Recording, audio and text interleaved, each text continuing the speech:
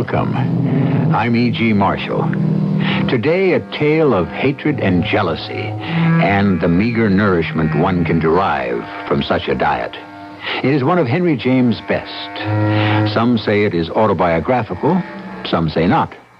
We say it is unforgettable.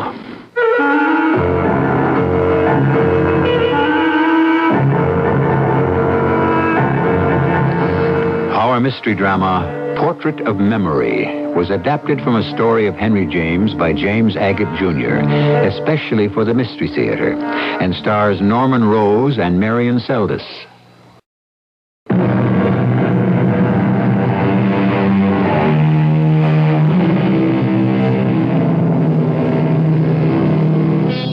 Expatriates, they call them, those who live abroad. Americans or any national who makes his home in a foreign land and who rarely, if ever, goes home again. Such a man was Justin Court, who spent his youth in the New England town of Old Bedford and maturity in France. It is 2 p.m. in an art gallery off the Rue Jacob in Paris. It's my exhibit, actually. I've had half a dozen or so over the past 20 years, generally in this same gallery, Guéringer's. You know the place. Derain hung here, Matisse, Van Dongen, so I'm in good company. Only the art lovers have changed, and I'm afraid, not for the better. His predilection with death and destruction and disfigurement, Miss Lark, is awesome. Tremendous, tremendous.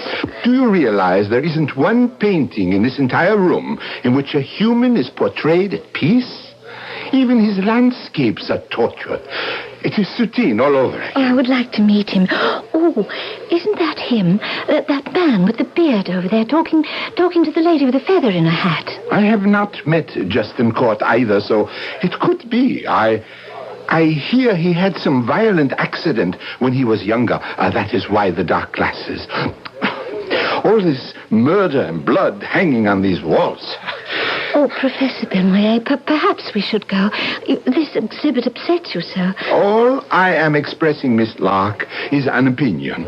This Julian Court is fine, very fine, but his anger brings out the anger in me. Do you understand? I couldn't help overhearing you both because you were speaking in English. Permit me to introduce myself. I'm Amelia North. I'm an American. I should have guessed from your accent, Madame. I am Charles Benoit. This is Mademoiselle Beatrice Lark. She's from England, one of my art students at the Lycée. Aren't you overcome with these paintings?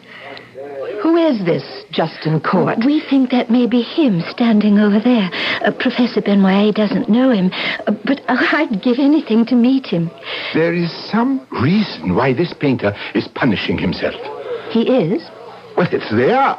You only have to look for it. There, that one. Like Daumier. And there, that one. Poor Vince. Well, I must say this is the most exciting afternoon I've ever spent. Thanks to both of you. I feel like such a stranger in a foreign land. Oh, you should not, Madame. This Justin Court is also an American. If he suffers, or has suffered, then he has joined the human race, n'est-ce pas?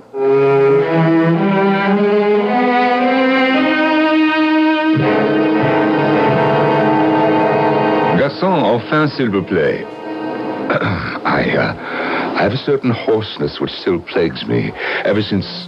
well, we shan't talk about that. When I'm tired or overwrought, there it is. The only cure is a Paris cafe and a good brandy at 4 p.m. Ah, merci, thank you. Mr. Court, I beg your pardon, but aren't you Justin Court, the painter? I am, yes. My name is Amelia North. Mrs. Amelia North. May I sit at your table for a moment? Well, by all means. I wanted you to know that one of the very first things I did when I came to Paris was to go to that gallery on the Rue, what's it called? Jacob. Yes, that's it. And see your exhibition of paintings. I was overwhelmed, Mr. Court.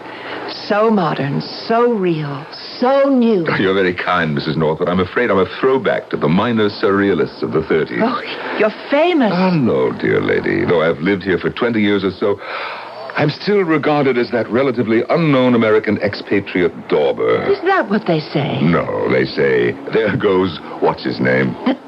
There is such a thing as too much modesty, Mr. Court. In fact... Are you staying in Paris long, Mrs. North? A few weeks. Then the south of France, and then I'm coming back in the fall. I have a lovely place in St. Cloud. But really, I've nothing to keep me here or take me there. Ah, yes, a free American spirit. No, actually, I'm not telling you the whole truth. I do have something to keep me in Paris. Hopefully, it is you. Me? In fact, do you ever do commissions, Mr. Court? Well, I have. Well, did I tell you that when I was in Gérangé's just an hour ago that I came away overcome? Well, it's kind of you to say so.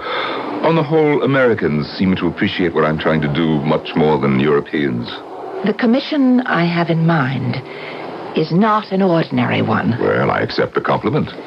Have you ever done a portrait without the person sitting for you? No, I never have. I rarely do portraits. Oh, yes, but there are people and things in your pictures. They're so sad, really. They're quite awakening. The person you wish portrayed is not in Paris. I don't know where he is. Even if he's alive. Well, you have photographs of him? No, nothing. My dear lady, how do you expect any artist to paint a likeness for you with no reference? Who said anything about a likeness? Un très bel homme. A beautiful man. 35. Drawn purely from your imagination, Mr. Court. My imagination would satisfy you? Oh, yes. Mrs. North, you don't know my work well enough. I'm sorry, but I am not the painter for your commission. I would pay well. Well, I'm in the fortunate position that money cannot pay me for making a fool of myself. I can but do in my own way the face I see, not the face I imagine. Well, I shan't disturb you much longer. I have here the name of another painter, a woman who lives here in Paris. Do you happen to know her?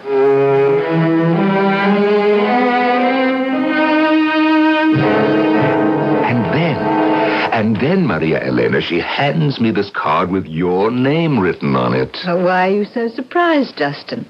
It's possible my reputation has reached America. Of course. I'm not saying that, but the coincidence of you, someone I know so well. Well, after all, I was born there. So, send her along, your Mrs. North. I can always use another commission. I don't see how. Yours is the most crowded studio on the Rue Saint-Benoît. Maria, you'll never live long enough to complete all these works. Ah, commercial stuff. Copying the old masters for film studios, schools, and for the not extremely rich. Oh, this isn't the original Rembrandt, is it? No, my dear. It's my prize copy. I shall make money with that one. Fantastic. I think this Mrs. North's commission will intrigue you. So long as it is something to copy I can enjoy. No, not a copy this time. She wants a portrait out of the blue, as it were. Oh, but you do portraits, Justin. No, my kind is not for this lady. She wants a pretty picture. Of whom? Of nobody.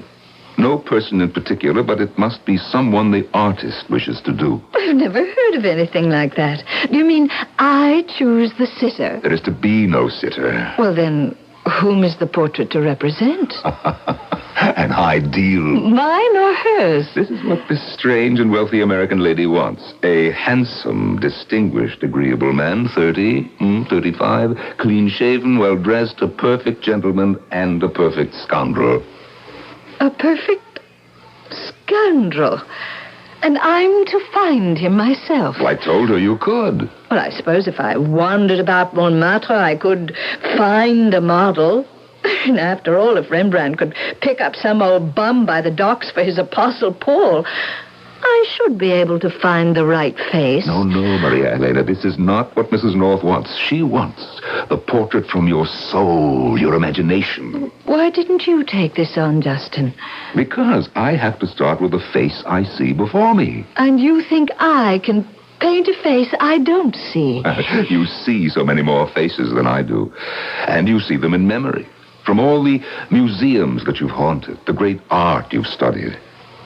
Now, let me arrange a meeting between you two. No. You won't take the job? Oh, do I have to meet her to try it? Is she married? Not married?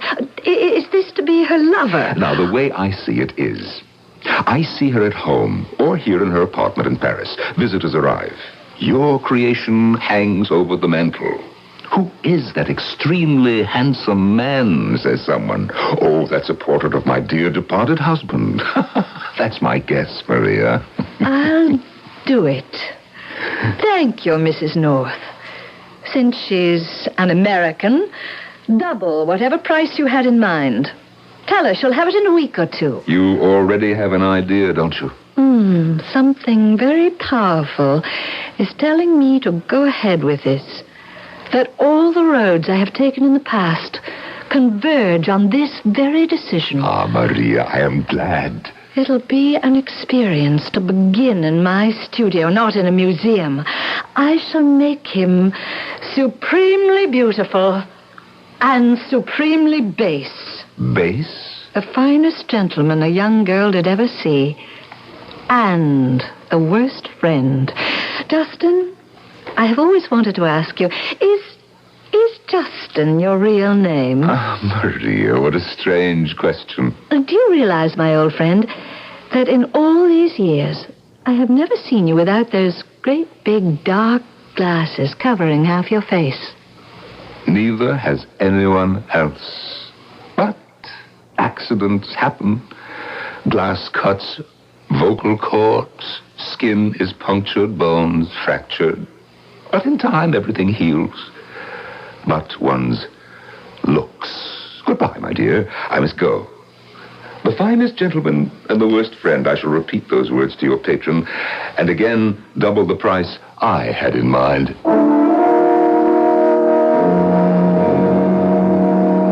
Two painters in an atelier in Paris. One who paints only emotions, and tortured emotions at that. The other, a success at duplicating past masters so well that few can tell the difference. This strange commission of an idealized man is now hers.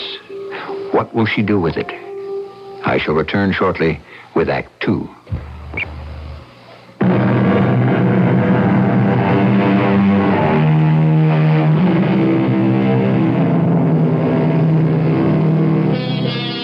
Painters have an insight into seeing things that most of us don't even know exist, and of saying things equally surprising. A room hung with pictures is a room hung with thoughts.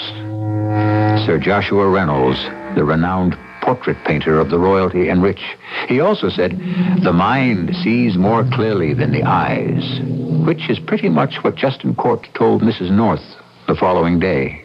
Absolutely, Mrs. North. She accepted your commission. Does she want to meet me? Or talk to me? No. She feels it would add nothing to her imagination. And since you wished Maria Elena to reach into herself for this portrait, why see you? Well, I only thought she might be curious who I was. And I suppose I would have liked to have met her. I know I've asked for something very unusual. Maria is an unusual painter, and you'll meet her when the portrait's finished. You'll have plenty of time to thank her. And to pay her the balance, too, I suppose. I did give you the down payment you asked for. Oh, yes, I have it right here in my pocket. Maria Elena. An interesting name. Have you known her long, Mr. Court? A dozen years or so, since she came to Paris to work. I'm getting such a tingly, jittery feeling now that it's being started. Does she work quickly? Oh, my impression is she'll toss it off at white heat. You artists are a most extraordinary people. Oh, how rude I'm being. I haven't even thanked you for coming all the way down here to my house in St. Cloud. And by the way, let me show you where I plan to hang the portrait. This is my room, my boudoir, I guess you'd call it. Yes. Is that a music box playing on the table? Yeah, it was given to me long ago. It runs for 2 hours, and I try to keep it going all the time. Now, Mr. Court, if you'll turn around. It is over that mantelpiece I am going to hang the painting. You see what it will do for this room? And for you, too, I hope. Why do you say that? You are waiting for something to happen, aren't you, Mrs. North? Perhaps for someone to come into your life. It is more than waiting for the portrait to be done. What a good eye you have. How clearly you can see me, even through those black lenses. As if... No, that's not possible. As if you could see right into my soul.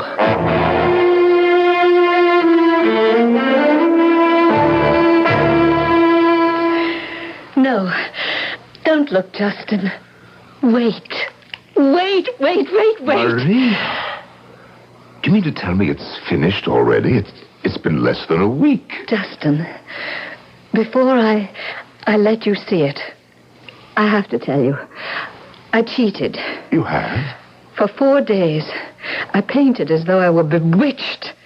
Oh, I slept a few hours here and there, but I felt I was in a furnace of passion to get every line, shadow, nuance of color, light, highlight, quickly onto the canvas before it all escaped me. That's what I told your client. You would paint at white heat. Oh, the man I have done is not from my imagination, not a Raphaelite or a Tintoretto man in a modern suit. He is real. Of course, to you. He is a likeness of a living person. At least someone who did live once. But nobody will ever know. Are you sure? Nobody she has ever seen or knew. All right.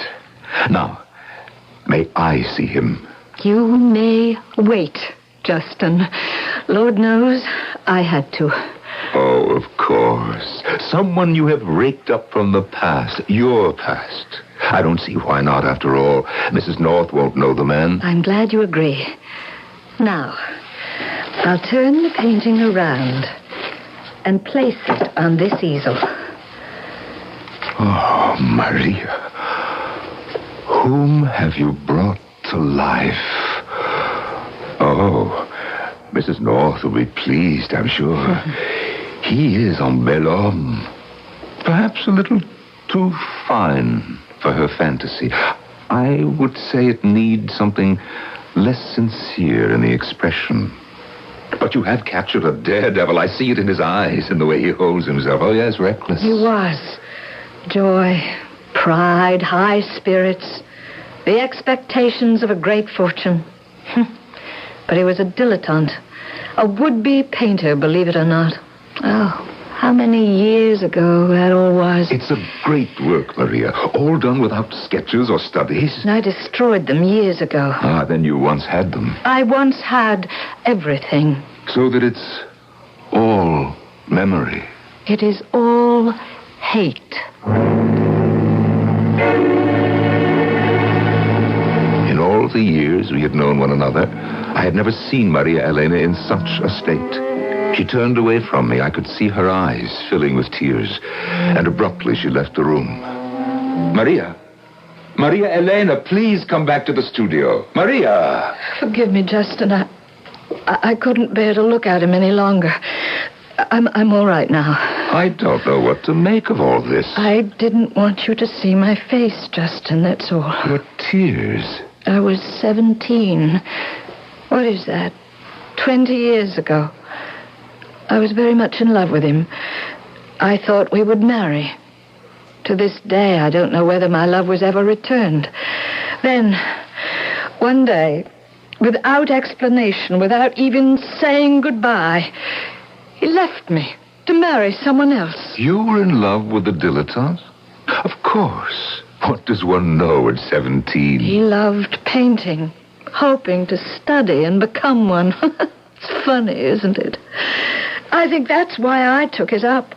I had to be better than he was at what he desired. Painting meant more to him than I ever could. Maria, you have created a living, breathing man. But the evil in him, the evil you speak of, the evil Mrs. North wanted, is not as clear. Nor was it in him. Take it. Take it now, right now. I don't want to see him again. I'll take the portrait to my place. She can see it there and pay me, and I'll send you a check by the first post. I told you, didn't I? I doubled your price, and she agreed. It now stands at 30,000 francs. 30? Why do I feel like such a Judas?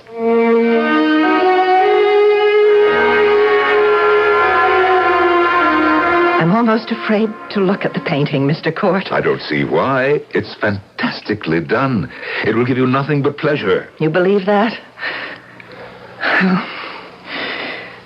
May I look now? For the money you are spending, your request isn't out of line. It's on the easel by the window, the one with the cloth over it. No, well, no, I can't. Not yet. What if I were mistaken? About what? Well, oh, never mind. Mrs. North, I have a great deal to do today. I cannot wait for the mood to hit you, for you to see what you've bought. All right. Yes, I will. Now. My Lord in heaven. It's him. This man, you know him? It's magnificent. Just like him. Well, who is he? Who was he? You think I'd tell you his name? This is all beyond me. Would you like me to have it sent to St. Cloud? Every lash on his eyes, so real. Mrs. North, did you hear me? Can we say the commission is concluded? Mr. Court, do you mean to say you don't know this man? How should I know him? Well, you know her. The painter, this Maria Elena. She knows him. The likeness, it's beyond me how true it is. This is someone you actually knew, do I understand? He has been brought back to me after all this time. He's looking straight at me. But a resemblance to a known individual, that was not what you wanted. Oh, you've no idea how many portraits I've commissioned. Like a detective searching for a clue. And now, here I am. What'd you say? So, you were hoping for a resemblance to someone. No one else would ever see it. No one but you and her. What does she know about me? Nothing. I hardly know you myself. This man, staring back at us so knowingly, was he to have married you? Yes. If he'd lived. But you've got to keep that a secret. But why from Maria, who has reproduced it? If she'd suspect, I know she'd never let me have it. Now, what did we agree the price would be? 30,000. I'll send you a check for 40 immediately when I get home. But promise me you won't tell her it's because I must have it. Just say I was so pleased with the spirit of the thing that I had to give her more. You're willing to pay 40,000 francs for a painting she originally agreed to do for 15. And I'm to make such a transparent excuse? Now stay with 30. It's enough. No, I'm afraid to. Now, don't let her know, Mr. Court, I beg you. She'd be jealous, and it would start all over again. But you knew her. You gave me her name on a slip of paper when we first met. She doesn't know me. I must have this painting. I must. I can't tell you more. I don't wish to know more. I don't wish to know what comedy or tragedy you two have shared. Obviously, this man played a prominent role. And as a painter, what do you think of it? What can I think of a portrait that is a tour de force, not done with love? Oh, more than that. Even I can see it was painted with rage.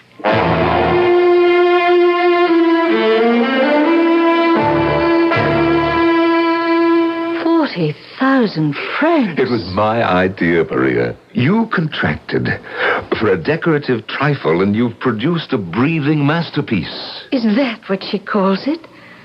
Oh, Justin, what does she know? She knows she wants it. As much as that? Said she'd send me a check today, and you'll have mine by the first post tomorrow. But why such a roundabout way? It's not my idea. You said you didn't wish to meet her. I didn't think you wanted her to know where you lived. Well, there's more to it. 40,000 before she's even received it? Yes, but she's seen it. It's the same as if someone bought one of mine at Guéranger's. Money down and then delivery of the painting. She said she'd send for it. Now, Maria, try to understand. She's well off. She can afford things that you or I would think twice about. This time she's bought herself a husband, and you've given her a very special one. I have given her a husband. Shall we say a painted memory? Your memory.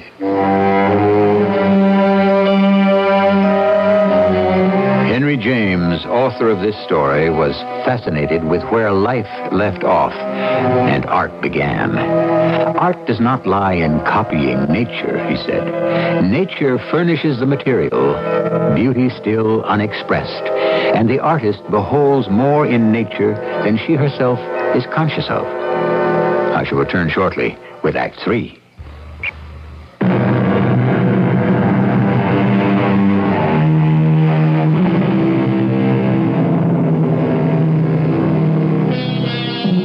A wealthy American residing in France commissions a portrait of an unknown man for which she has agreed to pay a great deal of money. But as fate would have it, the painting is not of an unknown man, but of someone from the past of both patron and painter.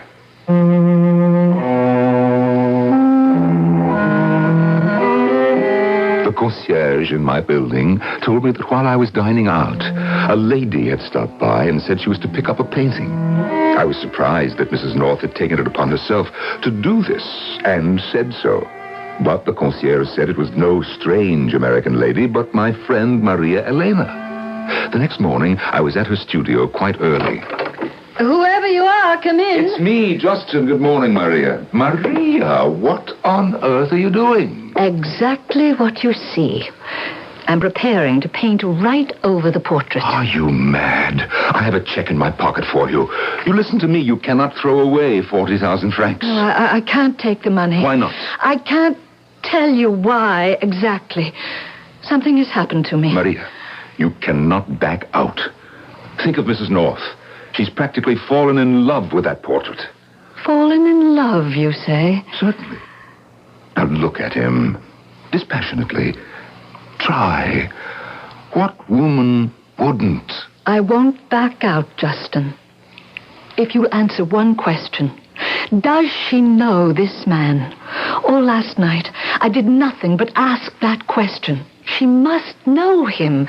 It would account for so much. Do you understand, Justin?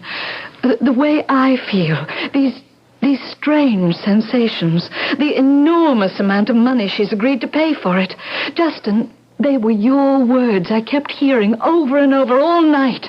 This woman is going to hang the portrait in her boudoir and pass him off as a husband which he never was. Was he yours, Maria? No. Could he have been another woman? I don't know.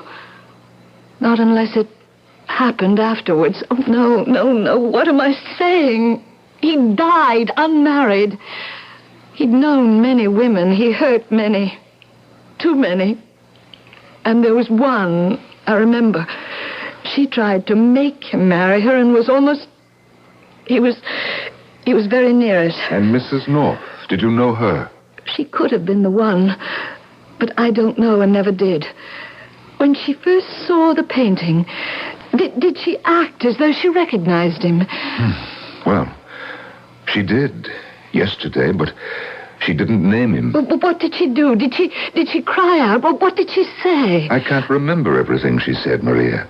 If I didn't know you better, my old friend, I'd say you were hiding something, but I won't. It's very nice, what you're doing for me. The 40,000 francs, it's sweet. Yes, it really is. But I know. You know what? What he must have been to her. I have decided now.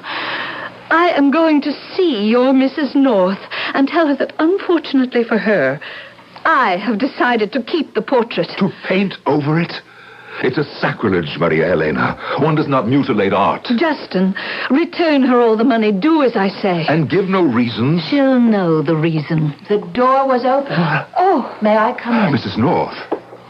And you are Maria Elena. How do you do? I am Amelia North. I wanted to meet you and thank you. But this morning, when I sent for the painting, it was not at Mr. Court's studio. Now I see why. Well, Justin did not bring it here. I took it last night. But I have bought it. Mr. Court has the money. I'm sorry. I cannot accept it. I have bought that portrait, and I want it. Mrs. North has a valid point there, Maria. Mr. Court, is this lady a well-known painter in Europe? Well, I'd say extremely well known. Extremely well paid? Well, in the arts, reputation and remuneration do not always go hand in hand. Madame Maria. Mademoiselle. Suppose I were to double your fee for this painting, instead of 40,000, making it 80. Maria, that is a great deal of money. Perhaps not to someone who is rich. What is your reply? Sold? In my head, I was seeing him and you in your house or in your apartment. You were looking at him and he at you. So we would be. Are you jealous? Of a painting. Maria, 80,000. Why do you grudge this lady the portrait? Maria, you said you painted it in hate and bitterness. Sell it, let it go. No, I can't. I'm sorry. You came here for nothing, Mrs. North. Let me turn it face to the wall. The subject is closed. My dearest Maria, what kind of revenge is this? My last offer, 90,000 francs. All the years. Why should you, Amelia, of anyone in the world... Why should you have it? Mrs. North, I apologize. Believe me, I had no idea when you first gave me Maria Helena's name that it would turn out like this. You knew my name. You've known it. All along, you've known it was me, Amelia. 100,000 francs. Did you hear me? You can paint him again. 100,000. You can have it. Do you wish it now? I have nothing to wrap it in. No. Let it sit on the easel for a little while. Justin, will you arrange about the money? Yes. Maria Helena, this was wise of you. For your own sake, your own heart. Don't you wish to stand closer, Amelia? It's yours. Go ahead and look at it right in the eye. Maria, let us have some tea. Now, if you don't have any cake, I'll run out and get some. I have everything. Will you join us before you go, Amelia?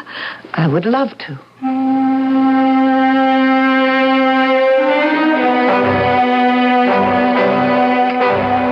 Maria, you never knew I existed, did you? I knew I was not the only woman in his life. But you, by name? No, I did not. Pour me a little more tea, will you, Maria? I'll have some, too. Mind if I help myself to another slice of the genoise? Don't get up, Maria. I can cut some for myself. Where is that big knife? He was a wicked one. But I thought I loved him. I was 17. What did I know? A child of 17 in a small backwoods town in Massachusetts, needing so much reassurance. I used to say to him, "Do you really love me? Do you? Do you?" Of course I do, Mary Ellen. I've never loved anyone but you. Is that true?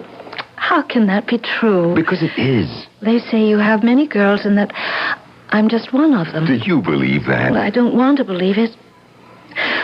Will we marry someday? How can I marry a girl of 17? I'm 30.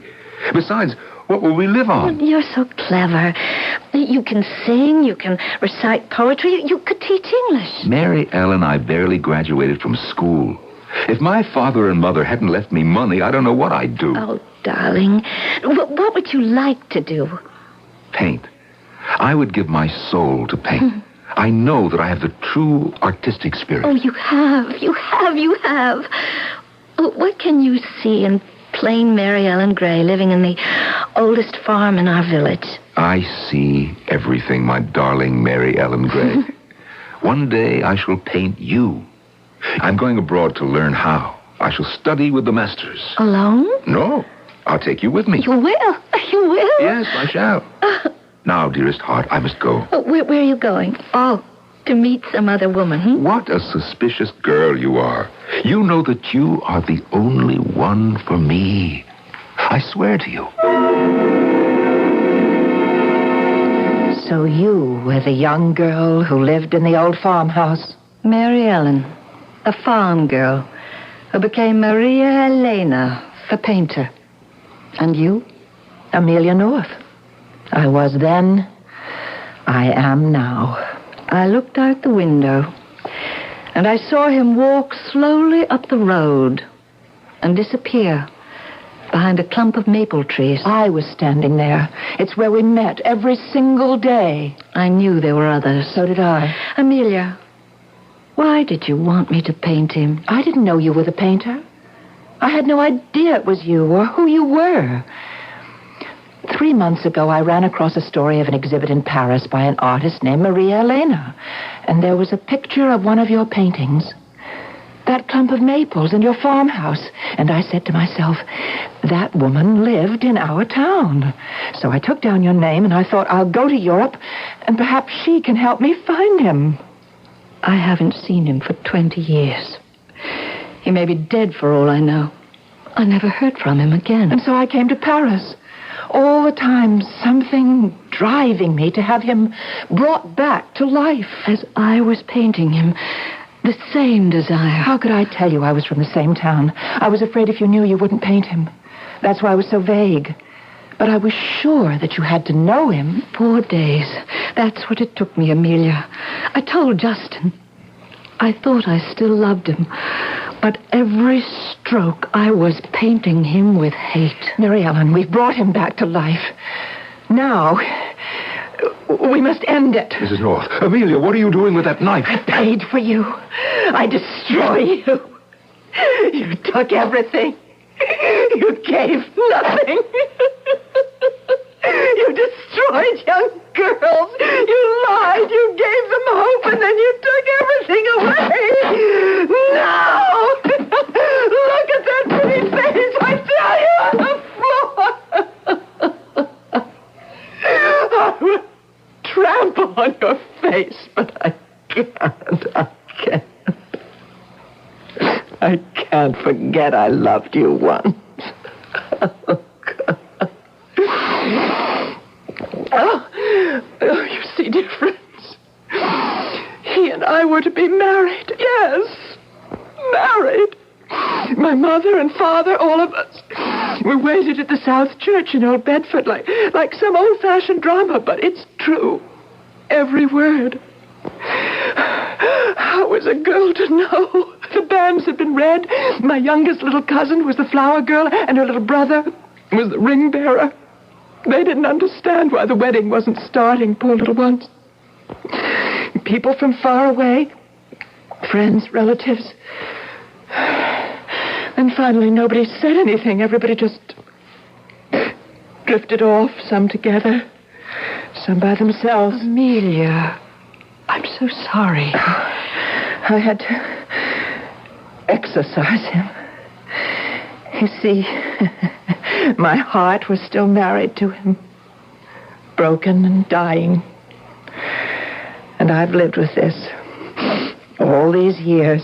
Amelia, your tragedy was far greater than mine. It was a Sunday, like today. The first day of June. For 20 Junes, I've cried all day. And all I have to remember him by is a music box my grandfather gave me that day when I came home from church. Without a husband. Sunday, June the 1st. He was with me. I keep it wound and it plays for hours on end. We were to be married at 2:00. He left my house. The farmhouse at 1:30. Where are you going with all those fancy clothes? I said to him. Oh, this is a fancy day, he said. I watched from my window. He was starting to walk up the road to the South Church, and then...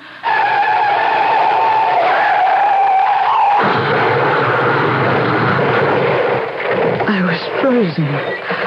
I couldn't move. I knew he had been hit. I was that certain, even though I didn't see it.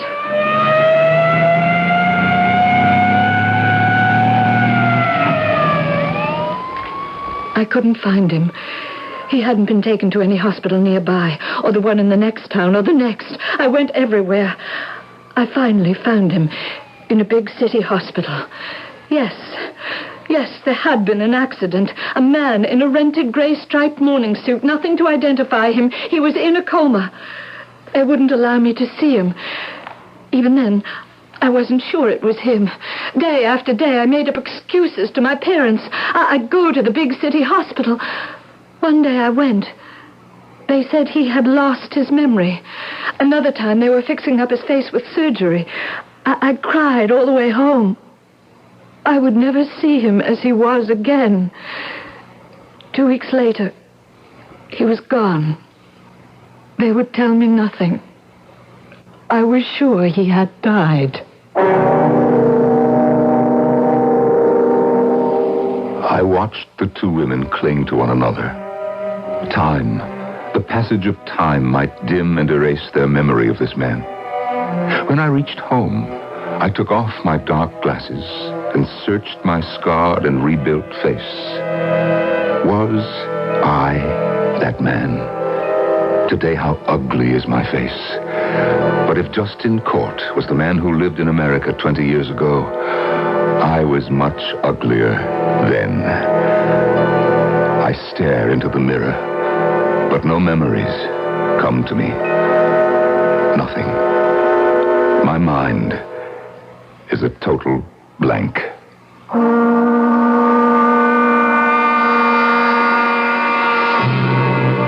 Many writers have dealt with the effect of art on human nature, and the reverse. Who can forget the picture of Dorian Gray or the prophetic pictures by Hawthorne? Henry James was no less an artist for using life as his palette, emotions as his colors, and the mystery of people's actions as his paints. I shall rejoin you shortly.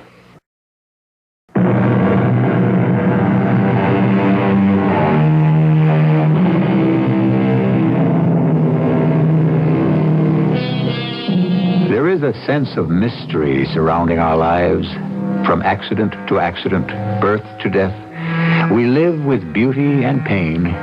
We find ourselves, we lose ourselves. The author of this story we have just dramatized confessed that he lived intensely, indeed, was fed by life. And he adds, my value, whatever it be, is in my own kind of expression of that. We of Mystery Theater are grateful Henry James drank so deeply of the cup of life and expressed it all so vividly. Our cast included Marion Seldes, Norman Rose, and Carol Teitel. The entire production was under the direction of Hyman Brown. This is E.G. Marshall inviting you to return to our Mystery Theater for another adventure in the macabre. Until next time, pleasant dreams.